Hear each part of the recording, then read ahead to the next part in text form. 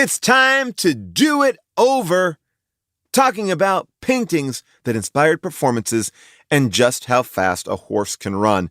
You'll understand all of this in just a second, because now it's time for How Did This Get Made? Last Looks. Hit the theme! Last looks, say something before it's gone. Because it's last looks, this is the opening song. Well, after this one, Paul moves on. What is up, my blue lipstick men and my French mermaids? I'm your host, Paul Scheer, and welcome to a very special, supersized edition of Last Looks. That's right. Today on Last Looks, we are not only going to be talking about Dungeons & Dragons, but also The King's Daughter. We're going to have special guests galore because later in the show, we are joined by How Did This Get Made All-Star. Ike Barinholtz will be here. You know him from episodes like Cellular, On the Line, and Bats. He's going to be talking about his brand new improvised comedy podcast called the Chris Chatman Do-Over, which is hilarious. Since I've interviewed him, I've listened to 2 episodes and they are great. Basically, he's a shock jock who is trying to get back from being canceled. It's him, Lisa Gilroy, Neil Casey, some of the funniest people ever. And each week, very special guest stars. It's done by the same team that did Amy Poehler's improvised podcast, Dr. Sheila. So we'll get into that in a little bit. Plus, we're going to reveal next week's movie. But before all that, a huge shout out to Quinn for that opening theme. Quinn, thank you. That was awesome. I loved it. And we want more songs. If you have a theme for Last Looks, send it to howdidthisgetmade@earwolf.com, please. But keep them short. Brevity is the soul of wit, and we will all appreciate a 15 to 20 second song. I mean, it's just the way it goes. People, you might have heard this last week, but I'm going to repeat it again. I'm going to repeat it again for a long time. I wrote a book. I literally just finished the copy edit of my book seconds ago. It is called Joyful Recollections of Trauma, and you can pre-order it now. You can get it as an ebook. You can get it as a hardback. You could get it as an audiobook. And I beg you, get the book. Get the book. It's important in the publishing industry to sell books before they actually come out. I didn't know that. I want to tell you a little bit about this book really briefly. This book was made truly because of you, the How Did This Get Made audience. And I'm not saying that hyperbolically. When I started telling these stories on the show, you made supercuts. There were blog posts about them. And you kind of gave me this feeling like, oh my gosh, maybe there is something here that I could turn into something bigger. So I started writing, and I love my book. I mean, thankfully. No, I'm excited about it. I put a lot of time into it, and I really wanted to do something that was special, something that I think gives you what you want, but also something you don't expect. And I think I accomplished that. The only thing I know I definitely accomplished is I need more. I need to do it more. I love this process. I love writing. I started a Substack because I want to keep on writing. And if I actually sell a bunch of books, I'll be able to maybe make another one. I don't know. Oh my God, that seems daunting after the last 10 days I just had. Anyway, Joyful Recollections of Trauma is the book. It is a collection of childhood tales and more. You could pre-order it wherever you get your books. And here's the other thing. We know that How Did This Get Made has an amazing group of people that support local public libraries. The easiest thing you could do is just go to your local public library's website and request they buy my book. That's actually great too. It's like buying a book, but you don't have to spend any money. Although I would love you to spend some money on the book. I don't see a dime of it, but I'll tell you this much. If you pre-order the book and if you save your receipt, I have something very special for you, something that I'm going to mail to your house. And I'm not just talking to one person. Why am I doing this? I'm spending a lot of money to do something crazy because I appreciate anyone who would go out of their way to purchase a book. So that's why I'm doing it. You can go to my website. You can go to How Did This Get Made website, and you'll see links to get the book. Anyway, more on that. I'll talk about it a lot, but I'm excited. And the audiobook is going to be fucking fun too. How Did This Get Made is on the road. We're continuing being on the road for a little bit. February 3rd and 4th, we're going to be in San Diego and San Francisco. Get your tickets there. And we're going to be in Europe from March 28th to April 3rd. We're going to be in London for 2 nights. We're going to be in Glasgow. We're going to be in Belfast and Dublin. And man, I got to tell you, London and Dublin, I think we're sold out in all those shows, which is amazing. Belfast, I'm looking at you. We're close. But Belfast, let's get those tickets going on here. Belfast, show them what you're made of. We'll also be at the Netflix is a Joke Festival, May 8th through the 10th at Largo. Woo! So many live shows, so much going on. Books, podcasts, so many things. We'll be talking to you. Oh, by the way, I might actually include you on the audiobook. Well, we'll get into all that. Okay, let's get into it. During our last 2 episodes, we talked at length about Dungeons & Dragons and the King's Daughter. We had questions, and we might have even missed a few things. Here is your chance to set us straight. Fact check us, if you will. It is now time for corrections and omissions. Thought we knew it, I thought we had it, and everyone else was living on another planet. Now we come to you, hats in our hands, tell you all about how we fucked up. Corrections and omissions. All right, thank you, Cool Skull, for that great theme. First up, we will be talking about Dungeons & Dragons, a film that Discord user Graham S. thought should have had the tagline, Dungeons & Dragons, D&D by way of Dumb and Dumber. I like that. I like it a lot. Can I give you a pitch to improve it, Graham? Just D&D, Dumb and Dumber. That's how I would say it. I mean, I'm stealing your joke. All right, let's go to the Discord. Grumblebottom writes, I know poor Morgan got overworked for no pay in that D&D episode, and I thank him for his service. As a longtime player and sometime dungeon master, I sympathize with him. Go Morgan. Also, how did that entire episode happen without mentioning that Richard O'Brien, Riffraff from Rocky Horror, and Mr. Hand from Dark City was the head of the Thieves Guild, and that the Elf King was played by Tom Baker, the 4th Doctor from Doctor Who turned down the role of Gandalf in Lord of the Rings. Justice for Riffraff and the 4th Doctor. Now, let me just nerd out on you here. Scott, our amazing producer, and I teamed up here to kind of do some research. Accounts do vary about whether or not Tom Baker was actually offered the role or simply made it to a short list. Okay, we're not sure that, I don't want to slight anybody who got the part. Either way, Baker said he would have turned down the role because he wasn't willing to leave his wife for an 18-month shoot in New Zealand. So that's what he got there. Little did he know that he could have brought his wife potentially, or who knows? I don't want to judge anybody. I would probably have a hard time leaving anywhere for 18 months as well. That's a long, long time. But why didn't we mention Richard O'Brien and Tom Baker? I don't know. Because it was not that on a list of the most insane things in the movie falls like in the deep 80s. Anyway, Dungeons and Dragons writes some info regarding the conversation about the dwarf's height.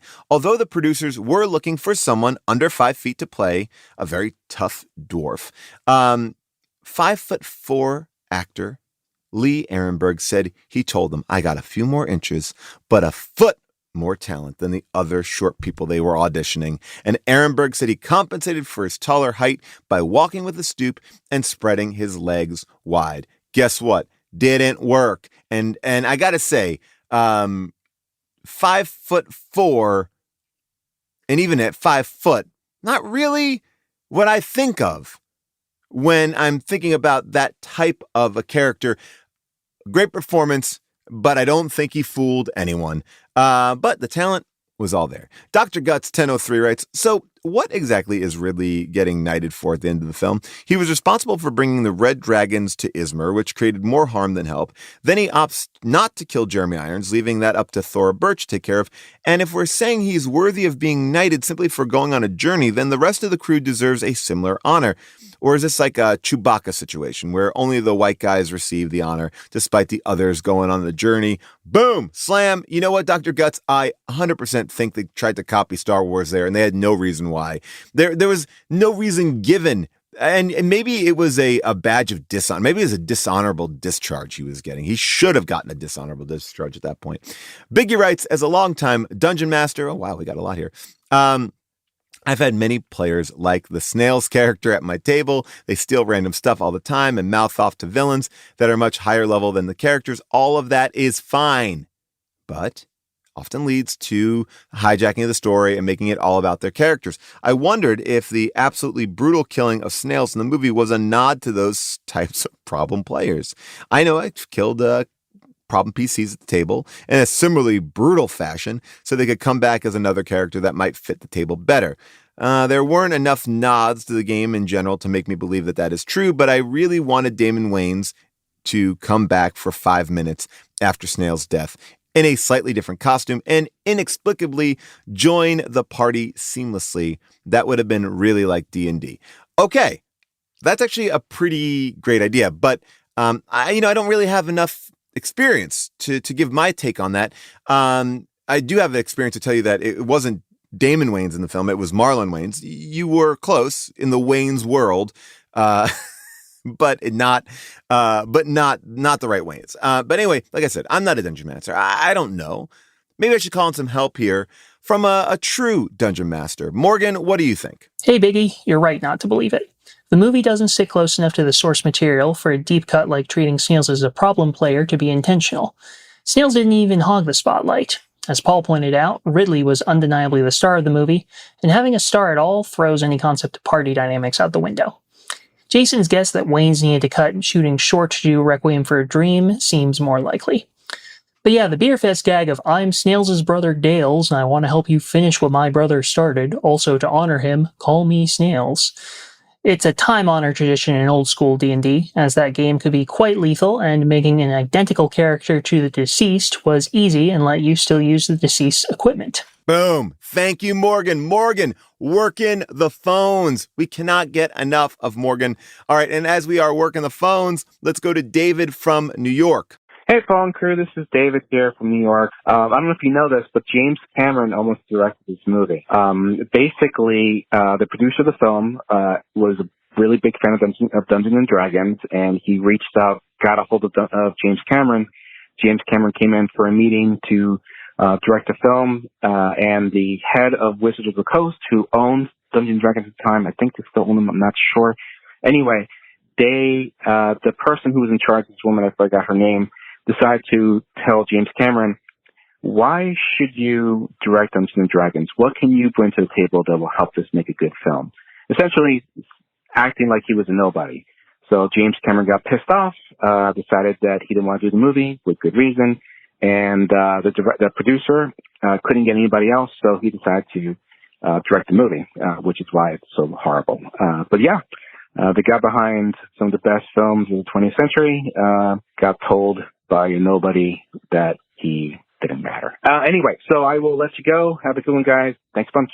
You know what? Honestly, this is a movie that probably was around forever, and I could see James Cameron actually doing a great version of this movie. According to the LA Times, Francis Ford Coppola and Rennie Harlin were also attached to direct at certain times, but deals fell through. We might have even talked about that on the show.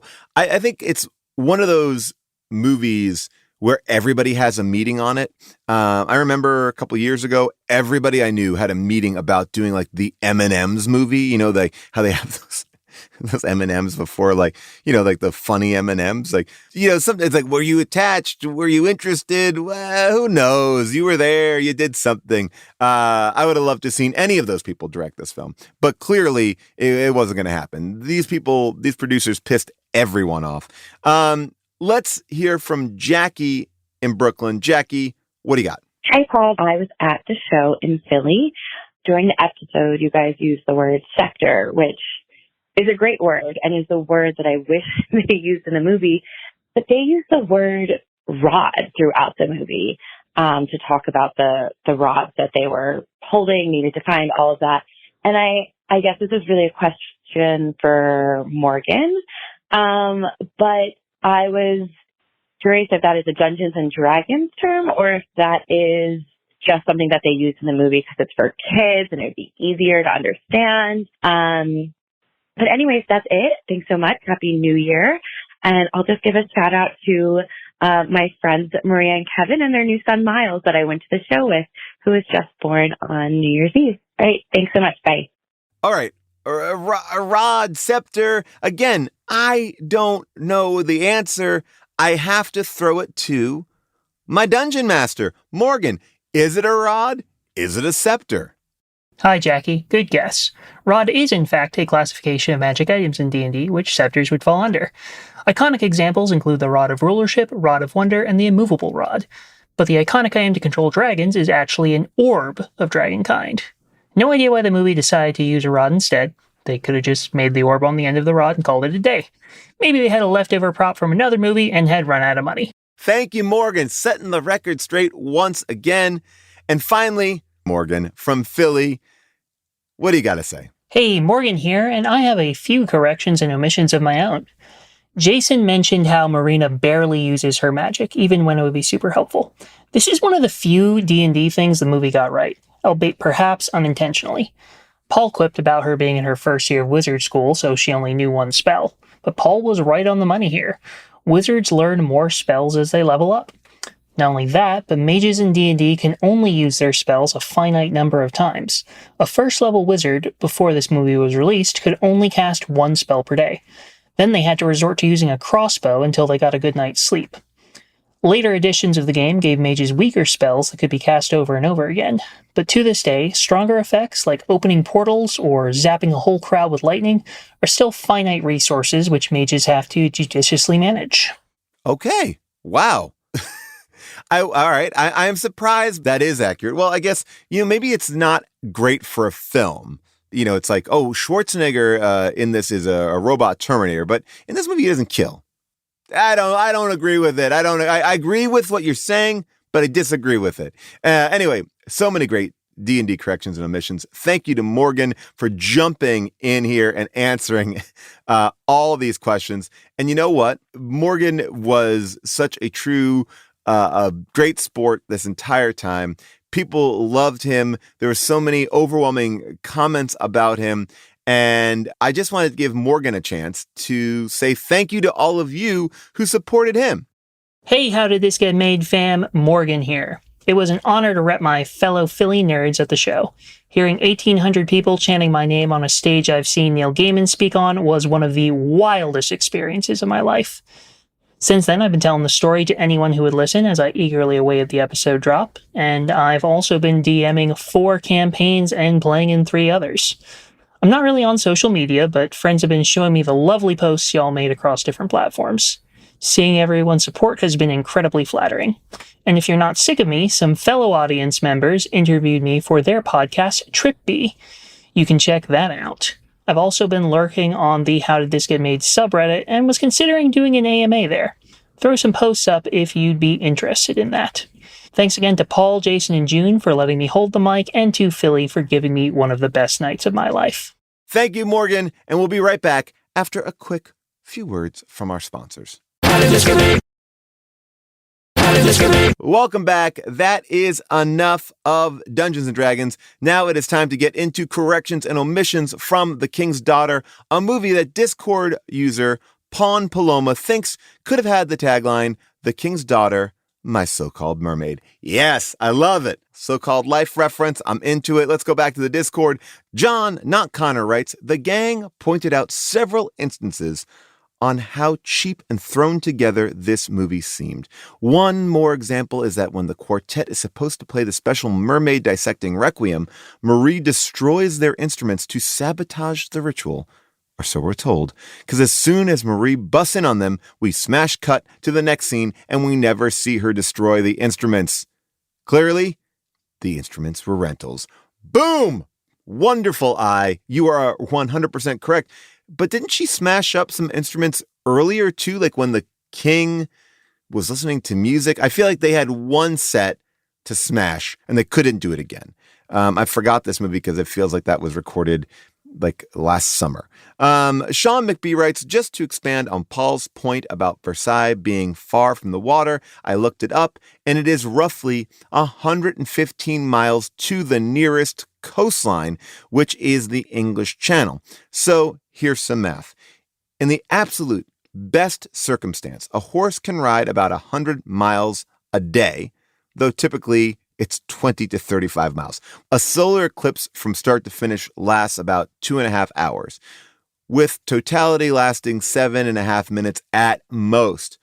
All this to say is that the idea of getting from Versailles to the shore during the course of the eclipse is just about impossible in a car, and no stretching of credulity makes it feasible in this film. Thank you, Sean, for doing the math. I also like how much leverage you gave a horse from 25 miles a day to 100. I feel like you really are being paid by Big Horse. Okay, Rocket Wesker writes, the movie did give an explanation for why the heroine can breathe underwater. One of the mermaid's powers is that if one swims close enough to the mermaid, then that person is able to breathe underwater too. Yes, I think we knew that. But this is also why Captain Jack Boring was able to escape Versailles with the mermaid through the water. If I recall correctly, the heroine also told the king about this and listed it as one of the reasons why the mermaid should be considered sentient. All right, so but are you saying that you could force the mermaid to give you that power? Because it feels like the mermaid grants it. You just can't take it. Anyway, I don't remember that part of the movie. Or even our issue with it. So all I'm going to say is, yeah, you're right. Let's go back to the phones. We got Eric. What do you got, Eric? This is Eric. I'm a history teacher, and I wanted to say a couple of things about the king's daughter. First of all, I don't know, if you look up Louis XIV, there's a very famous painting of him. It's the one at the top of the Wikipedia page where he has an outstretched arm and he's holding his scepter. And Pierce Brosnan, on quite a few occasions in this movie, basically hits that pose. He does the exact same thing. And it was, I don't know, to me who have shown the painting in my class and all that stuff, it just looked really weird. He didn't really do any research. He just looked at the picture and was okay, yeah, I got it. Anyways, thanks. Oh my God. You know what, Scott, our amazing producer, he actually found that portrait and several screen grabs from the film. We'll put this on our social media here. But you're right. Yes, he's just straight up stealing that pose. You know, some people, it starts through physicalization. That's where the acting becomes. Some people put on a costume and they become the character. Pierce Brosnan was give me a scepter or a rod. Again, I don't want to get into that debate. And I'll be this guy. I mean, it clearly, this is what I have an issue with. Clearly, Louis XIV was posing for a picture. Pierce Brosnan decided that his Louis XIV would always be posing for a picture. Oh my God, this is amazing. You have to see his pictures. And now let's go to Andrew from New Jersey. Hi, Paul. I just listened to The King's Daughter, and I gotta say, I was looking into the book, The Moon and the Sun, that it's based off of, because I thought, oh, it's based off a book. That's interesting. And then to tie things to some of your background or fandom, the author, Vonda McIntyre, actually wrote several novelizations of Star Trek movies, including Wrath of Khan, Star Trek 3, The Search for Spock, and Star Trek 4, The Voyage Home, which has been discussed on the show before, and I just thought you would think that was interesting. Thanks so much. Hey, I love it. I love a Star Trek novelization. I've read many Star Trek movie novelizations. As a matter of fact, I have a whole book shelf full of movie novelizations, the lost art that I wish would come back. Well, way to go. I feel like we should not be judging this movie on the book, right? Vonda and McIntyre shouldn't take any shrapnel from what happened here in this film. I would like to go read some of her Star Trek movie novelizations and relive all my favorite moments from Trek. Anyway, great corrections and omissions this week, but there can only be one winner. I have to tell you, this is hard to do, but I think I'm giving the winner out of all the calls to Eric. That's right, Eric. You finding out that Pierce Brosnan made his entire character choice based off a painting truly is the most mind-blowing thing that I've heard on this show in quite some time. And you know what? Because of that, you are going to get an amazing song from our friend Casey Campbell. Hit it, Casey. You were the best thing that Paul heard today. So pat yourself on the back, 'cause that's all you're getting.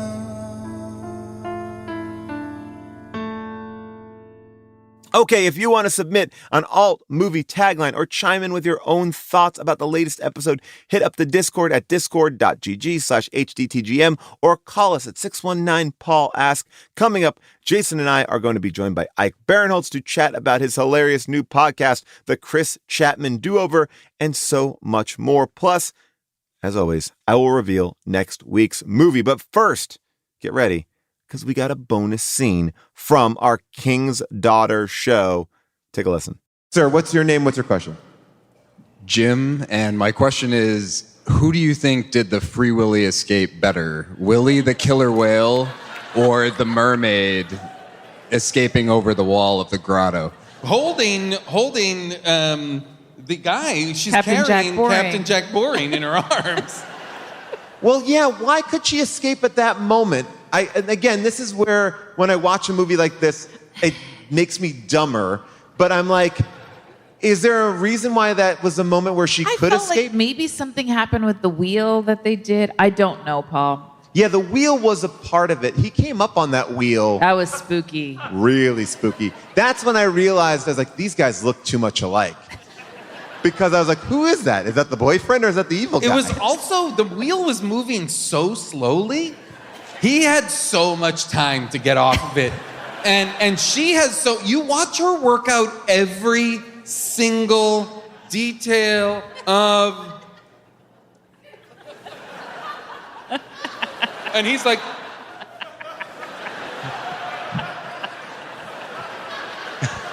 And she's like...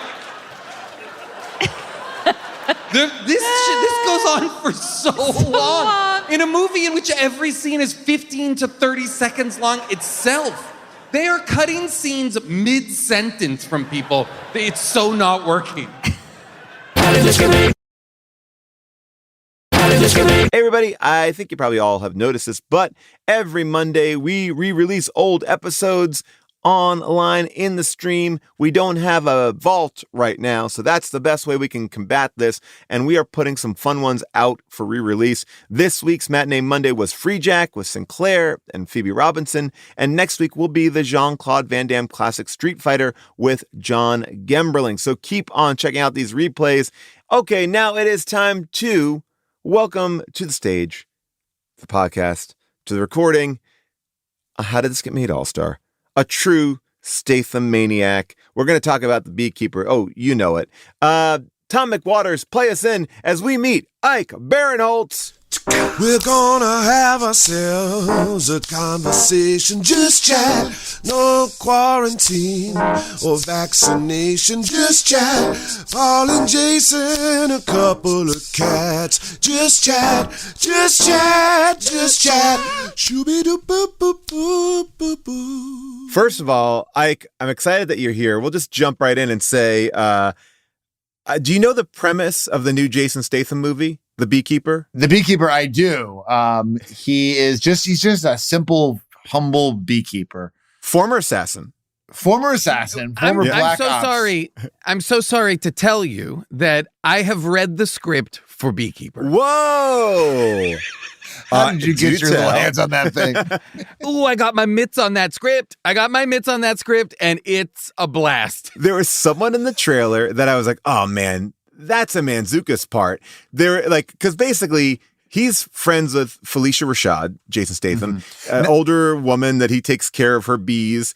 And then she gets like internet fished and then commits suicide. And he goes off to like avenge her death, which this is was Patty Chayefsky's last script, right? Yes. Yep. Right. Yeah. He wrote Network and this was based on a Dalton Trumbo idea.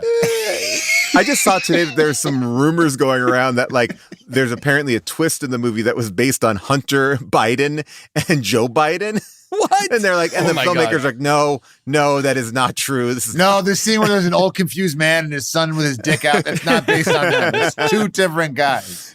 But so there is this this thing with the Beekeeper where like, you know, she's being internet fished, scammed, and like they cut to like the guy doing it, and like he's in a room of like all these people like dressed super fashionable, like they all went to Zara and they're all on computers, and he's in the center on a headpiece, and like he gets her, you know, bank information. He's like, yeah, oh, and he like fist bumps and like this. Wolf of Wall Street. Yes. And I was like, as opposed to just a massive call center in Bangalore. Yeah. I just love that it was like super, like they tried to make it like real sexy. What's going on here? Oh, yeah, no, it's going to be, I cannot wait to see it. The reviews are great. The reviews are literally like it's Oh, in they're the good 70s. reviews? Oh, great reviews. Because I was going to say, I can't wait to be doing How Did This Get Made live in 2025 for the Beer I don't think Beekeeper. I don't. Maybe we'll do it, but it is a lot more. At least when I read it, I was like, "Oh, this feels a lot more like it wants to be playing in the John Wick style versus like a Chev Chelios, a crank Jason Statham." From what I understand, though, it's still like really fun and super crazy, right? Like there is. Yes, I mean, quite a lot of his assassin skills, I think I'm allowed to say, because having read it, are using explosive honey and other bee related things. Well, JS is probably still very like enmeshed in the bee. Like he's probably on set of his new movie right now, being like, "Oh, so you're putting honey in your tea, eh? You know where that honey comes from? A bloody fucking bee. It comes from a bloody fucking bee. Did you know that? And you know what? Once the queen dives, the hive is lost completely." I'd like to have you come down and check out my apiary. Have you seen my apiary? Just give me 1 second. I'm going to put on this yellow jacket. I got it at free and easy at Highland Park. Common misconception: wasps and bees very different. Wasps and hornets are nasty, but bees are actually peaceful. But bad news for you, I'm not a bloody bee. We got to do it. We got to do it. We got to do that. We have to do our idea of fill you through the podcast that is just the three Stathams. Yes. Oh my gosh. I'm all in. I'm all in for it. I'm loving it. The whole thing is all we want to do is get a chance to interview Jason Statham. That's the goal. Which until I think is on the table. At one point, I feel like I had heard he was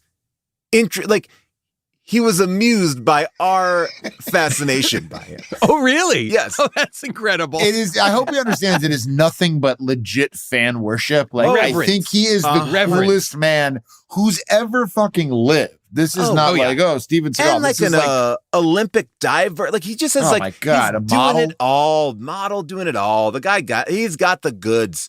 I love it. I'm obsessed. And we need those. We need a movie called The Beekeeper. Like we need this. Our culture needs the it. extended Beekeeper universe when we get there. Absolutely. EBKU? Yes. By the way, speaking of extended universes, Ike, you are now in an extended universe. I'm in a Marvel movie. I'm in it. I did a Marvel movie. Sorry, Marvelous Miss Maisel movie. Oh, wait. I'm playing Steve Allen in season 6. Very excited. Breaking news. I think that's the crossover. That's the crossover I want. Marvel's Marvelous Mrs. Maisel. So you have it's the Marvels. You get all three of the ladies, and then Miss Maisel's there. So you got like Captain Marvel shooting lasers, and then Miss Maisel's like, but I'm she's my also, I'm not a superhero. I'm a pretty good hero. But gotta remember, she's also Lois Lane, isn't she? Oh, isn't Brosnahan our newest Lois Lane? Is that true? In Gunn's movie, in James Gunn's movie, I did not know that. I was working on that. Might be wrong. Maybe I think you're right. I auditioned for Superman. I haven't heard back yet, so I'm still. Yeah, me too. We should check it. We should follow up on that. Yeah, I can't imagine a world where I didn't book that, but like we'll find out. I mean, we'll see. My audition for Superman, my character was shirtless. And I did that shirtless, and June's like, "You put the shirt on," and I was like, I had a fun take for mine. I did my audition. It was like Superman, but what if he's kind of dealing with a bout of acid reflux? Yeah, like imagine if Superman ate a really big dinner the night before, and he's just like a little mild burping during the audition. Yeah, I did my nude. I did my nude because I assumed that the suit was CG. Yeah, I assumed the suit was VFX, and I'm like, they're going to put it on me. They're going to do that themselves. For the audition, they did that for the audition, so they could see how you'd look in the movie. I'm like, listen, I have to show them the canvas that they're going to be painting. Oh, of course. I mean, that's the whole thing. It's like, and I do all that kind of work. And I got into an extreme regimen that for the audition, and I gained a lot of weight. I just drank the protein powders. I didn't actually do the workout, and I found out that made me very bloated. I just like the idea of James Gunn looking at a board that has like one picture of like the kid from The Bear, like one picture of Jacob Elordi, and then hunks, and then just the nude Mantzoukas. And she's just like, which way do I go? All right, this is interesting. I like this. Look, I'm open to interesting ideas. I worked on this movie where one of the actors is now in Superman, but between he was working on a movie, the strike happened, and then they came back. He got Superman in between, right? Some version of it. So anyway, the movie was shut down for weeks and weeks because of the strike, and he came back to set just jacked to the max. Wow. And we were like, oh, this isn't gonna match the rest of the movie where you were not. Well, his one arm was jacked from holding a sign all day. I think they got to throw him in like sweatshirts for the rest of the movie. Oh, that's hilarious. Oh my God. We got to get jacked. Guys, we've got to get jacked. I talked to someone years ago. I think it was Mark Duplass. We talked about we don't want to go crazy, but what if 6 or 7 of us just shared low doses of HGH with each other? Just a little bit. Yeah. The syringe comes, I shoot it, I run it over. I shoot an eighth of it. We're sharing needles? Yeah. Hey, hold on. We're all you use safe. an alcohol pad, you clean it off, yeah. Yeah, you clean it off, you wipe it off not Jason, real quick. You don't just wipe off your arm, you wipe off the needle. Hello. Yeah. I shoot a little bit, I drive over to your place. Paul takes a shot. He drives it over to your place, and then so on and so on. Just and then we'll all bit. feel little tiny bit. That's all I'm looking This is going to go perfectly with I'm also creating a new form of ayahuasca. I'm calling Shirawaska, and it's going to be tiny, and it's just a little dab will do you, and this is you just have a little bit of diarrhea for 3 hours. And My thing is, I don't like that ayahuasca right now as it exists is for everybody. I want to do it just with my bros, and I want to do Gayawaska. And it's just a bros weekend where we do the sacred herb and we just go nuts, but just with the guys. That's what we need. I actually, the real shit is if you can get in and you can go to Korea and you can do Gangnam Style with ayahuasca. And that such a long walk. No, it's not actually. It's a short walk. It's a short, lovely walk. And ayahuasca is what they're doing in Korea. That's what I've heard. Oh my God. Well, so the extended universe I was talking about that you are in is this, I don't even know what they're even calling it technically, but Amy Poehler. A podcast. But Amy Poehler has this world that she's creating. She's doing these improvised comedy podcasts. And she started off with this one called Say More with Dr. Sheila. And Jason and I were both on that. You were on that, and you were hilarious on that. Thank you. As were you, Dylan. And you have now spun this off, and now you have your own. You have your own podcast. You're doing your own thing. That character has his own podcast. Yes. Sorry. The doctor, and I think it's actually there's a question mark. Oh yeah. So Dr. Sheila, because she's not really a doctor, right? But the last one of her series, she interviews Chris Chatman, who I play, who was a former podcast star, I would say. Got it. Went through a little mild cancellation, like we all have. Sure. Actually, Jason hasn't been. Jason, you're getting canceled next week. I read. Oh, it's going to be right? a good one. Okay, it's going to be really weird. I'm pretty excited. A lot of animals involved. Yes, crazy. The tracking is looking good. Tracking's looking good. I have you in my fantasy canceled roster. You pick actors you think are going to get canceled in the next year. But he's a guy who kind of went through that, and he was for the boys. He was a guy, you know what I mean? His show was for the boys. And he's kind of coming back, and he's gotten a new podcast, but it is it's contingent on him getting at least 1% female listeners. And so to do that, the podcast company has paired him up with a female co-host who's person named Frankie, played by Lisa Gilroy, who you guys know. Hilarious. Who's the best. Just like such a star, I think. And huge. Just literally one of the funniest people. She plays with us in Dinosaur a bunch. She's on jury duty, and she's on this brand new, well, I don't even know if I can talk about that yet, but she's on a brand new cool show on FX that's going to be coming out soon. She's amazing. And then I also brought with me my old sidekick from my old podcast, The Professor, who's played by our friend Neil Casey, who is truly one of the great comedic geniuses of our time. Well, not an understatement. No, one of the funniest guys, and he is the professor, right? He's the professor. Now, Yeah. is this kind of like I grew up with Howard Stern. I love Howard Stern. Like, is this more Bubba the Love Sponge, or is this a little bit more like the or is this more is this of a Opie and Anthony? Yeah, like what world are we living in? Joe Rogan-y? It's really Don Imus. You know, I'm not a Howard Stern fan. I was an Imus guy my whole life. Quack, quack, quack. How you doing there, boy? How you doing there, baby boy? Oh, boy. No, he's a little bit post a lot of those guys. This guy was influenced by some of the great dumb podcasters that we all know and love who have zero expertise and incredibly uninformed opinions based off of horrible data.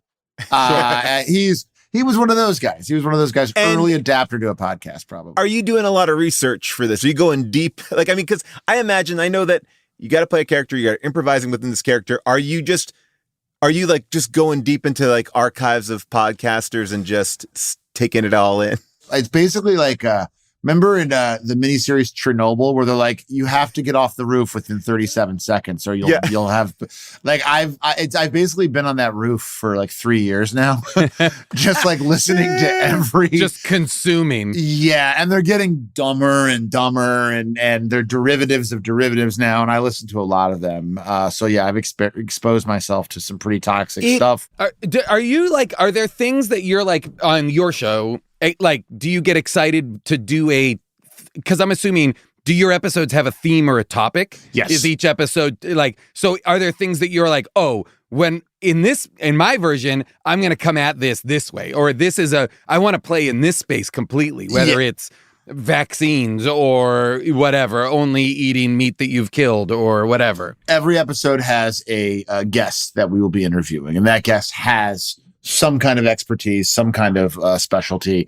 And by the way, your guests are amazing. It's like Armisen, Ashley Nicole Black, Sinclair, Ego, Busy Phillips, Alice Stanley Craig Jr. Kowski, Fights, Khaki. It's just, it was a ridiculous group of friends we got to come and play. And exactly to your point, Zooks, like, it was really a fun opportunity for me to just kind of be like, what would the dumbest guy I know, who is trying to sound smart and trying to appear to be like, you know, all knowledgeable, what would his reaction be to that? And, you know, again, you have Lisa and Neil you're bouncing off of, and it's totally improvised. Like, it's all totally made up. And it was the most fun I think I've had performing this year. Just because whenever we do, like when I do, you know, Dinosaur with you guys, it's like, it could not be more fun, but all those scenes are pretty short. They're 3 minutes or so or less. And this, to be able to sit in a studio and get to really go deep and record for, you know, 45 minutes, an hour with someone, you don't get to do that a lot when you improvise. So when Amy first kind of brought this to me and was like, this is a chance for us to improvise and just kind of have fun without having to, you know, be on stage and just move fast, it was irresistible. I loved it because of that reason, the Amy show, because you just committed to a character and you just let it go. And like, people don't have the patience for that on stage often. Like, they have to be in the right mindset, right, to even see that. And so this is amazing, you know. That's real specialty improv. Yeah. That's the same. Like when St. Clair and I did the show with Amy, you know, it was literally, it felt like jumping back in time. Yeah. You know, to like a point where it was just, we were doing stuff together that was just making us laugh, you know, that was really exploring and about discovery and making surprise discoveries and stuff like that. And in doing so, finding real silly, funny stuff that was genuinely delightful that you wouldn't have found in a 2-minute quick improv scene or a whatever, you know? So I think on a process level, this is dynamite. Yeah, it was. Thank you. It was just, it was so much fun. And it did give you the vibe of like, you know, improv's changed so much now, you know, you get like big shows like Dinosaur or whatever, but you used to have dozens of shows. And all the once in a time, while, you find yourself in a show with someone who's like, hey, you want to do a 2-person improv show tonight? And we'll play the same. And you never get to do that anymore. So to get that chance again was just so much fun. Now, Paul, I will say, Paul, you read the list of guest stars on the podcast, and I don't think you read your name or my name. Let me look at here again. Let me see. So I'm just wondering. So I'm just checking my notes here for questions that I had for you, Ike. And the question I have is, what the fuck, bro? Yeah. Okay. No. I knew this was going to come up, boys. All right. I knew this was going to come up, and basically, what it was, we had a talk. We talked budget, and as you guys are very well aware of your quote for doing a guest spot on a podcast, we're talking $47,000. Yeah, I mean that's a lot. We've been in the podcast game for 13 years. And respect to you, I'm not saying you're not worth it. I'm not saying you're not worth it. I'm just saying what are you saying? I'm saying for the amount of money we were given to produce this podcast, we could not sign off and being like, yeah, it is expensive, yes. Because then we would be left with $6,000. How do I cover my transportation, my hair and makeup, my glam? Now, you do know that you don't need to do that. Well, okay. Again, I don't want to. It's an audio format. Yeah. It is an audio format, but we're taking stills the whole time. We're popping stills. Oh, okay. You know, there's going to be a cover. There needs to be cover art. I need and I also, as I know you guys adhere to this, I am not my funniest if I don't look my hottest. And that is something I feel like people don't talk about. Men don't talk about that much. Yep. So yeah, they don't. So it was a strictly budget thing. But from what I'm hearing, if we hit the numbers we think we're going to hit, season 2. We're talking we get like $5-6 million an episode. In which case I pay your quotes, I pay your family's quotes. We got transpo for you, we got snacks, we got the whole thing, but we have to do it this way at first. I understand. So we should probably say, Paul, that we should encourage our audience to start listening at season 2. Yes. Well, no. Well, no. If the only thing is this: if they don't listen now, we're not gonna get to a season 2 if we don't have your guys' fans. All right. Well, I guess. See. All right. We can make an exception. If you want to be on the show, please plug the show. Is what I'm saying. Or do it like this: subscribe to the show now. Let the episodes download. Don't listen. No, you got to listen. Season 2. You do need to listen, but turn down the volume. Huh. Listen through the whole thing because they need to have the completion rate to make sure that if you're listening for us, for the How Did This Get Made boys, then season 2 is where you want to start pumping up that volume. Christian Slater style. Yeah. All right. Well, that is interesting. Like, can I tell you that when I first came out to LA, I just want to talk about like these guys for a second because when I came out to LA, Tom Leykis was, oh my God. That was before Howard Stern had kind of gone on to Sirius. So if you missed Stern in the morning, you wouldn't get him later. And I listened to Tom Leykis. And what I always loved about Tom Leykis was like how much he loved wine. Like, he'd be talking about, he'd be tell you in one side of his mouth, he'd be like, this is how you get your girlfriend to have a makeshift abortion. And then he'd talk about the fine wine that he had last night at dinner. And all right. Well, so last night I had a beautiful Silver Oak Cabernet at Morton's. And now we're going to do Titty Tuesday. Honk your horn. Ladies, remember, if a man honks his horn at you, you have to show up your breasts. Hey, Tom, can you give me a bong hit? And they would always be like, hey, Tom, what's up, man? I'm in Alhambra. I'm about to be arrested for murder. Can you blow me up real quick? I cannot recommend James Adomian's Tom Leykis impression. I made him do it for me so many times. It's the greatest. I did a Comedy Bang Bang episode, actually with Amy Poehler, Jason, myself, and Leykis. It is one of the funniest things I have ever heard in my life. He is so disgusting with Poehler. He's like, I bet you want to have sex with this, don't you? And she's like, no. He's like, I bet you do, dear. It is one of the hard.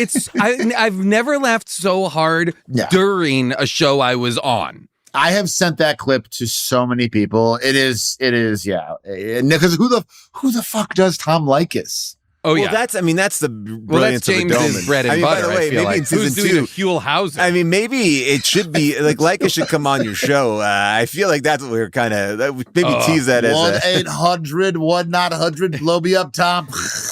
I don't know if you remember. I may be talking way inside baseball, but when Aspen Comedy Festival, that was a thing that would happen that HBO would put on. People would come, they would do their shows, get all these great comedy shows from all over the country, primarily LA, Chicago, New York, and they would do their shows there. And Tom Leykis was always set up in the lobby of the main hotel of the Aspen Really? Comedy Festival doing that show. Like, so he was, he's wearing big dark sunglasses, all in black. And I just remember like just walking by him. I didn't know who this guy was. But to just know that like he somehow weaseled his way into that festival, like just to be in the lobby, loud ass lobby. And he wasn't even getting people. He was just doing his show. It was just sort of like, I'm here. I'm also at the comedy festival. Give it up. Give it up. Oh my God. God, he was great. Great guy. The podcast is the Chris Chatman Do-Over. Yes. It's available wherever you get your podcasts. Episodes come out weekly through March 14th. And if you don't even know what we're talking about with Amy's podcast, Say More with Dr. Sheila, you could listen to that as well. It all goes together. These are great, funny shows with hilariously funny people. I mean, when I knew that you, Neil, and Lisa were doing a show together, like this is it. Downloading it. Oh, and that it's characters. I love that it's like that. It's that it is sketch type, improv type characters. I love that. And thanks again for taking down these libtards, man. Let me tell you something, man. Yeah, man. Thanks for serving these guys. You know what up. I am? I realized a long time ago. I'm a shepherd, not a sheeple. And I don't play their game. They're gonna play my game. I can smart. promise you, it's the dumbest way to spend like 40 minutes on a Saturday. Are you going for a stupid hike? Are you gonna fold some dumb laundry? Are you gonna go for an idiotic bike ride? About to get on a subway, you moron! I gotta tell you, our audience, they love you. They're downloading, they're listening. It's gonna be great. It's going to be great. And season 2, Jason Mantzoukas, Paul Scheer on season 2, first episode. Wow, this is going to be exciting. Also going to go ahead and pre-plug How Did This Get Made featuring Jason Statham, the beekeeper. Yep. We will get that live at the Will Turn, April 2025. Oh my God. What if we invite him and he's like, yeah, I would love to go. And we're there and we're doing our bits, and just like halfway through, he just beats the shit out of us. Well, by the way, just starts kicking us and shit. I would love it. I would love it. Oh my God, the buzz. I will say that we've had that experience when we invited Vanilla Ice on the podcast, and he didn't really understand why he was on the podcast. We thought we were all on the same page. So understand you want to talk to me about my life and my career. Yeah. Hey, remember this fucking shit scene you were in?